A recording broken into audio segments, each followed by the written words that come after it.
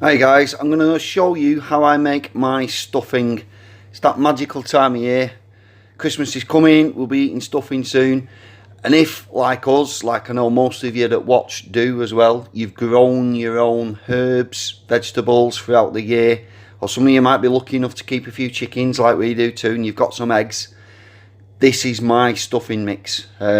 It's kind of starting at like a sage and onion stuffing mix, but then I'm going to add little bits and bobs to it, make it a little bit Christmassy. So we're going to start off 4 slices of bread in the food processor, waz them down into breadcrumbs.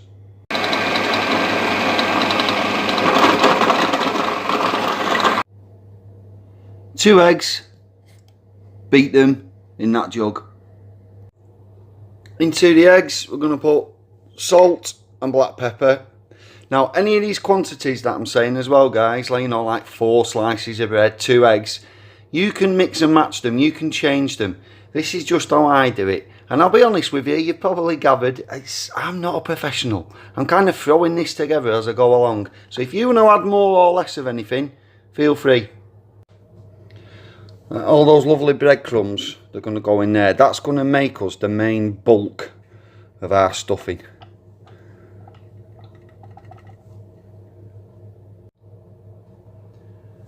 Right, because this is a festive kind of recipe, I'm going to add a little bit of homemade apple sauce. And you might be thinking, oh my god, that's brown.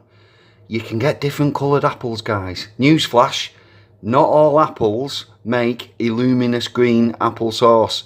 I think they add something to it. So I'm going to put a big fat tablespoon, and it's Christmas, so go on, let's put another one in. Do you know what, let's add another, just for the sweetness. Right. So to make it a really good sage and onion flavour, I'm going to add some sage. Now, I've got some dried sage here that I pick from my garden and dry out and keep in a jar. You don't have to use dried sage. I've bought a bunch of enormous, look at the size of them, Moroccan sage leaves. I got that from a supermarket because we haven't got an awful lot of fresh sage left in our own back garden. But if you have, by all means use it. So long as it's sage, get some in there. I'm going to chop some of this up, wang a bit in. I'm not going to tell you how much, you do it to taste. So if you don't like the taste of sage, just use a tiny bit. If you don't mind, get it in there. In goes the sage. So using the magic of technology, I'm going to get the food processor to chop up 2 massive onions and about 4 cloves of garlic. Oh, and I've also added a little bit more sage. You can never have enough.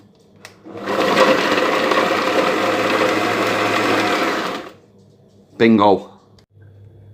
Next, 150 grams of chopped mixed nuts. Let's get these bad boys in there. Now, I've used mixed nuts. You can use walnuts, any type of nut you want, really. If you don't like nuts, don't even use nuts. What this does, adding nuts, is it just gives it a little bit of texture and an ever so slightly nutty taste as well. Because, you know, like I just said, not everybody likes nuts, so it's up to you. Next thing I'm going to add is I've just got an handful. That's about 6 sticks of celery.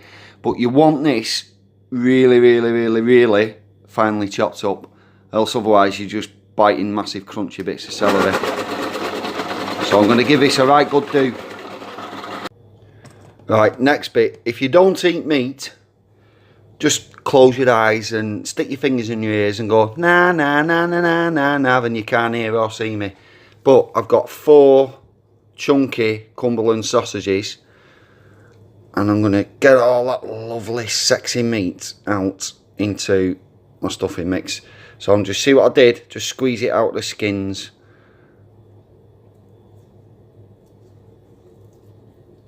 And then once I've got these empty skins, I'll have a quick look around, make sure my wife isn't around, and I'll give them to the dogs. So I've got 2 more of those to do, you get the idea. Right, they're no good like that, just chop them up. Get them all chopped up.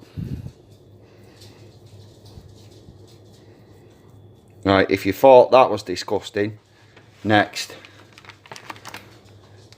chicken liver. I'm going to put just a little bit of chicken liver into the food processor, and then I'm going to add that to this stuffing mix.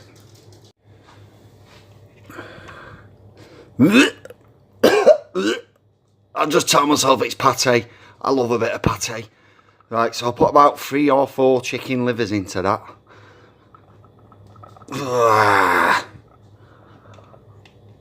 Please to God, don't let Ruby come in the kitchen now.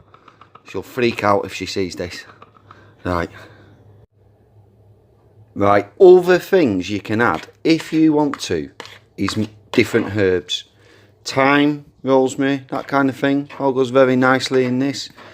If you don't want to use apple sauce, you can chop a Bramley apple up. You can, you know, peel and dice a Bramley apple if you want actual more harder chunks of apple. You don't have to add the chicken livers if you don't want. Right, I'm going to mix this now. Just give it all a really good mix. And the consistency we're after, this is why the eggs are in there, is that it will bind itself together. So not a big sloppy runny mess. That's fairly dry, believe it or not, but it's just at the right place where it's binding itself together. You see, if I make it into a little, it's holding in its shape. So now there's a few different ways you can do this now. Once you've mixed it all, you can turn it into balls and freeze them or cook them straight away, whatever you want. Or you can put it into like a little, I don't know what you call it. What's it called? Like an elongated pie dish thing, but not really for a pie. A terrine, is it? I don't know. You could put it into one of them. Me personally, I have got, just let me find them.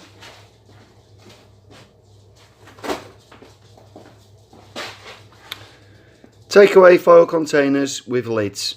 So I'm going to put a load of the stuffing mix into a couple of these, and then we'll freeze them, and then it's ready and done for Christmas. But you know what? Just to be naughty, it's the beginning of December. I'm going to keep just a little bit of this to one side, and I'm going to cook it tonight, and we'll have it with our tea. Oh yeah. Right, so that's my sage and onion kind of stuffing mix. Don't ask me for cooking times and temperatures, because I'll give you the stock dad answer. 180 degrees C, cook it till it starts going brown. Just keep your eye on it. But it does need cooking. Don't eat it raw. Weird. You've got them chicken livers on, haven't you? And the sausage. So yeah, you do need to cook it, but I mean, you can freeze it raw. I don't see any reason why you can't. I do. I've never died or anything like that. So, oh, I'll tell you what, this smells really good. Right, enjoy guys, let me know what you think. Right, so I've got 3 packs of sage and onion balls. There's 8 balls, 2 rolls of 4 in each pack. And I got 2 packs of where I've filled it up about 2/3 of the way up the side of the trays. Oh, look what that naughty elf's done. Mrs. Petals was not impressed. Ruby thought it was ace though. Right, thanks for watching guys.